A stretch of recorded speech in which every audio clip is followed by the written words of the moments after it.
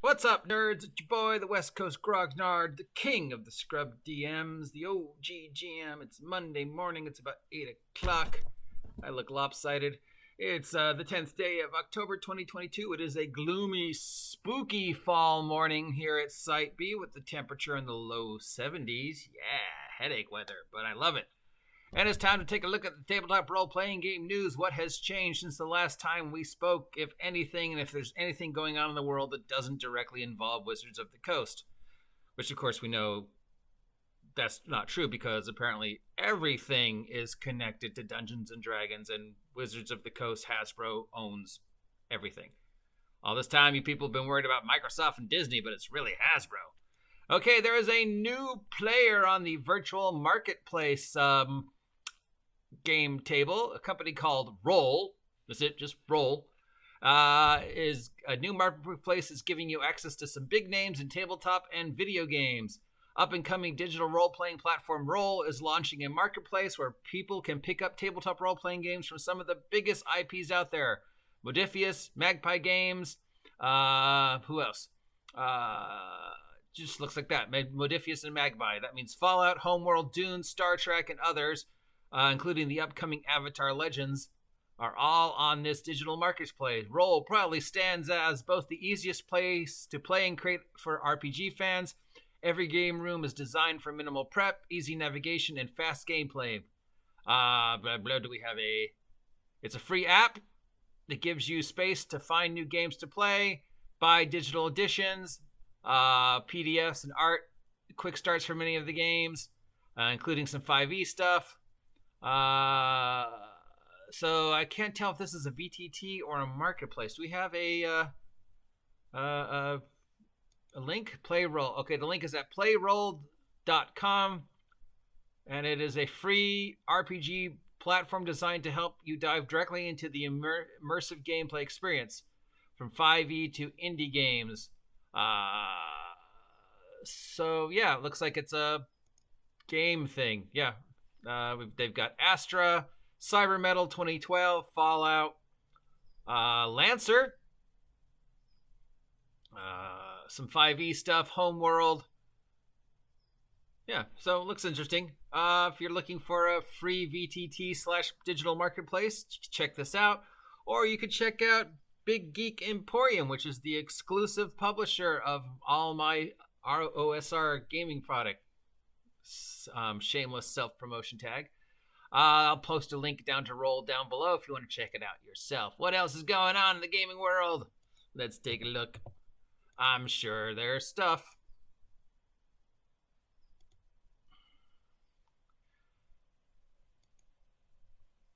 Because, in case you didn't know, a certain company had their investors meeting over the weekend. Yep. Also, Extreme Rules is over the weekend, and Bray Wyatt is back. Yeah, Bray Wyatt is back. Okay, so Hasbro had their investors meeting over the weekend. So if you were a stockholder for Hasbro, like myself, you can either read everything that they printed, or you could even have gone if you really wanted to, but you would have had to pay for it. But anyways, let's see what's going on. We know we have the new announcement of the Wizards of the Coast Senior Vice President, Dan Rawson, who is a former Microsoft guy, further proving that Hasbro plans to take Wizards digital and take more and more control of Wizards out of the hands of the idiots that is James Crawford. We've got this guy. We have looked him up online. Dan Rawson, former CEO of Microsoft, or COO. I don't know what a COO is. Creative, whatever. He's a guy who worked for Microsoft, and he was pretty important, and somehow Hasbro got him. We looked him up on the interweb, and there is nothing controversial about him. So, yay. We have more stuff regarding money and investments and where Hasbro is focusing their attention based upon the most profitable growth of stuff like that. between now and 2027, we can see that Hasbro is investing most of their energy in Magic the Gathering, Nerf, Play-Doh, Peppa Pig, Transformers, Hasbro Gaming, Power Rangers, and D&D. In fact, Hasbro has announced that Magic the Gathering is close to being, or will be by the time of this publication, their first $1 billion IP. So based upon that, it looks like the things that they're going to be focusing most of their energy on between 2023 and 2027, based upon the amount of subscribers to D&D Beyond and the amount of Magic the Gathering and the amount of money they made off the gelatinous cube action figure. Dungeons & Dragons is among one of the refreshed lists of franchises that they are focusing on in this order. Magic the Gathering, number 1. Hasbro Gaming, number 2, even though they just sold off a lot of the IPs to Renegade Games. That's interesting. Nerf, number 3. Play-Doh, number 4. Peppa Pig, number 5. Transformers and Power Rangers, number 6. D&D, number 7. Once again, Magic the Gathering makes more money for Wizards of the Coast / Hasbro than any other thing that they own, including, So Magic the Gathering, $1 billion. I was surprised. Peppa Pig makes them more money than My Little Pony? That's weird. I know Transformers and Power Rangers make them a ton of money. They just spent almost $30 million on their deal with Netflix for the future of Power Rangers and Transformers. Interesting that the amount of money they spent on Power Rangers so far this year is exactly equal to how many years Power Rangers has been in the United States. It is the 30th anniversary of Power Rangers this year. We will have the 30th anniversary special coming up, the final season, Cosmic Fury, before they take the break and then begin the reboot on Netflix, which is part of the $30 million deal that they signed with Netflix for Transformers and Power Rangers. Notice that in no place did they mention anything about doing anything D&D with Netflix. The only D&D related thing on TV right now is Vox Machina, and that's Amazon and Tal'Dorei Publishing, and has very little to do with D&D other than the fact, it's based upon Mercer's first campaign. So let's break that down out there for the one D&D crybabies who are all like, oh, backwards compatible 5e D&D is the main source of their income. No, based upon the breakdown from Hasbro, and if Hasbro says it, it's canon, right? Because we know that argument is that if it's got any connection to Dungeons and Dragons, it's canon to Dungeons and Dragons. So here's the breakdown again for what Hasbro is investing the most money on between now and 2027 and what they think is going to make them the most money. Magic the Gathering's number 1. Hasbro Gaming. I don't know why that's on there since they just transferred a large chunk of Hasbro Gaming over to Renegade, but they'll still make a lot of money off of Hasbro Gaming. They're just not going to be producing it in-house. Probably that also covers video games. Nerf, Play-Doh, Peppa Pig, Transformers, and Power Rangers, and then D&D, and then I guess My Little Pony. I always thought My Little Pony made them more money, but yep, I guess Transformers and Power Rangers makes them more money than My Little Pony. My Little Pony has kind of died off. So that makes sense. I didn't know Peppa Pig was that big. I guess I have way less exposure to Peppa Pig than the rest of the world. Is Peppa Pig like big in Europe or something? Probably in Japan, Moving on to D&D, more D&D related stuff. In case you didn't know, it is the 50th anniversary of Dungeons & Dragons coming up in 2024. Hasbro and Lego have created a new contest. This is not the first contest they've ever done. They've done a Minecraft contest. They've done contests with the Vincent van Gogh Museum. They've done other things like this before. They've done Back to the Future. They've done Ghostbusters. Basically, Lego sponsors a contest and says, make something based upon this. And then the winner will get a Lego set based upon their build. So when they did the Minecraft set, which is sort of weird that Lego would do a crossover with Minecraft, but it was inevitably. A lot of people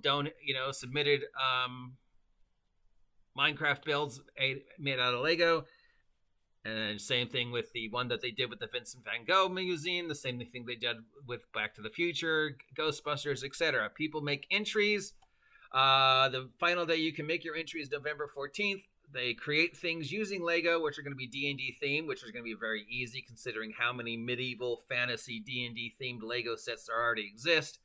And then the winner will get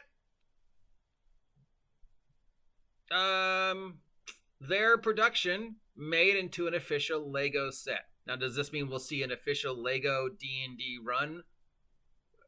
Well, we already kind of have. I mean, there's been tons of fantasy-inspired Lego runs. There's been a ton of medieval-inspired Lego runs. People have been making things out of Lego for D&D since the 70s. So it's not like this is a new idea. This is a one-time contest. Will they produce more than just the winner? Probably the top 3, I mean, in some form or another. It'll probably be a cash prize. I mean, just to imagine the bragging rights of the guy who can walk through any Target and go, hey, see that Lego set? That was me. I mean, I don't know if anybody would believe him unless he says it based upon a design submitted by Steve Stevenson.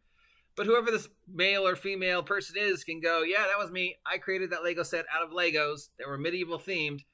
It got turned into an official Lego set, D&D Lego set for 50th anniversary.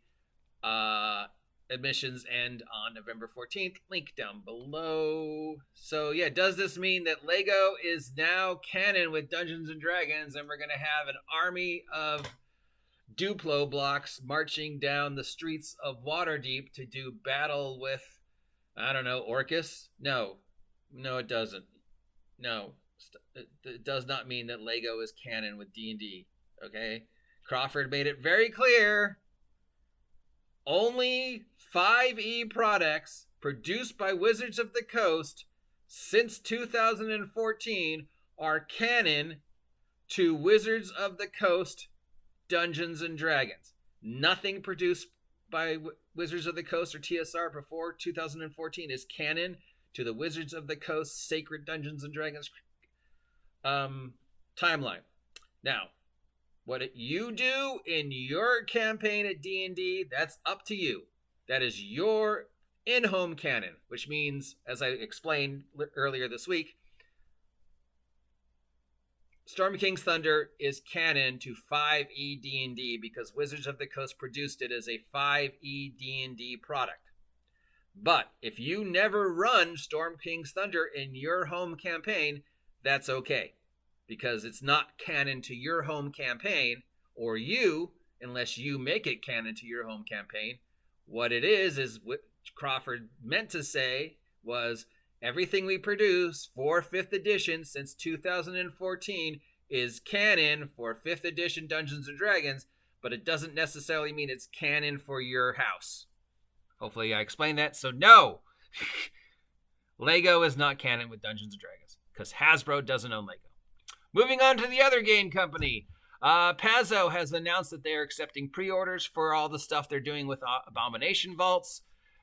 Right now, they're accepting pre-orders for the 5e version of Abomination Vaults. Abomination Vaults was one of the very first adventure paths for Pathfinder 2e. You know, Pathfinder 2e, the game that 1D&D is stealing all their ideas from. And now they have put it all together in one huge collection. They put it all together and released it for a single run for Pathfinder 2e. They released it for Pathfinder 1e. And finally, they are releasing it for 5e. Does this mean that Paizo is going to stop making stuff for Pathfinder and switch over to 5th edition Dungeons & Dragons?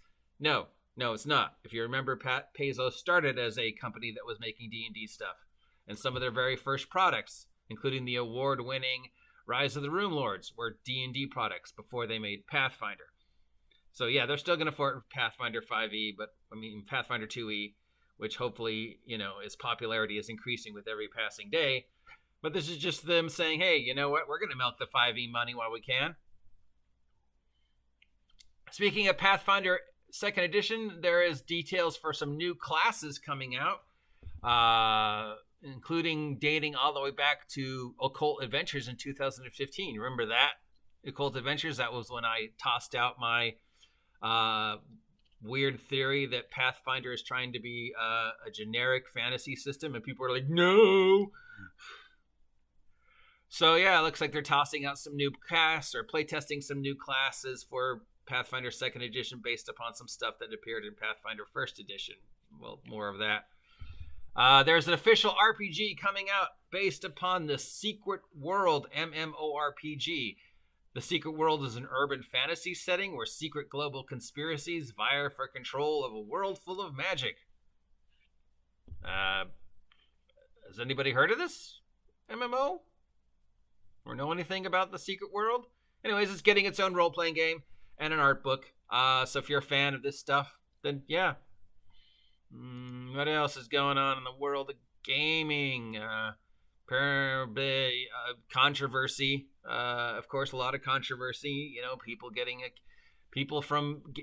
accused of being such and such and such and such, and other people attacking such and such and such and such. But in regards to actual tabletop role-playing game news, as of today, October 10th, that doesn't directly or indirectly involve Wizards of the Coast, we've got this new game online market, and that's about it. Yeah, slow week. Interesting. Hasbro, of course, the big news is the Hasbro stuff. Yay, guess what? Magic makes us more money than D&D. I know some people have been confused by my D&D IP versus D&D the actual game argument, that D&D the IP makes Hasbro more money than D&D the game. But I mean, it's just if you don't understand supply and demand and how American big box retail works in regards to, you know, how much money the company spends to make a product versus how much money the company makes to make a product. So that's just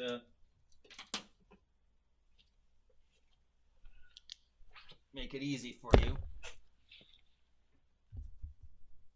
This makes Hasbro more money than this does. Okay? Hasbro licensed D&D IP items like dragons, figures made for D&D that have the D&D brand on them, like this, make Hasbro more money than this ever will. D&D the Lunchbox makes them more money than D&D the Player's Handbook. Also, why is that in my... Anyways, that's it for today. If you appreciate this nonsense, let me know. If you don't appreciate this nonsense and want to see me change things, let me know. Links to everything I mentioned down below. And speaking of links and IPs and supply and demand and American retail, don't forget I have merch now. The official West Coast Grognard fashion line, including some new stuff coming down the pike for the holidays, hopefully, if my amazing artist Andrew M. and I can get together. I also have two OSR publications exclusive to Big Geek Emporium, with a third one coming out in November. Check them out. Links down below. Till next time, I am the West Coast Grognard, the king of the Scrub DMs, the OGGM. I'll talk to you later. See ya.